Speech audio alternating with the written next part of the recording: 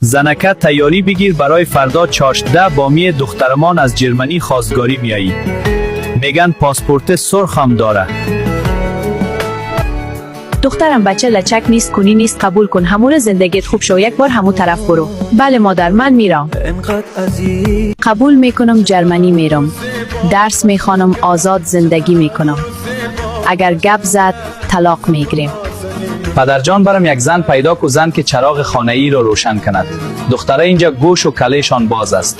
آزادی را میفهم، زن باید ساده باشه و بیسواد.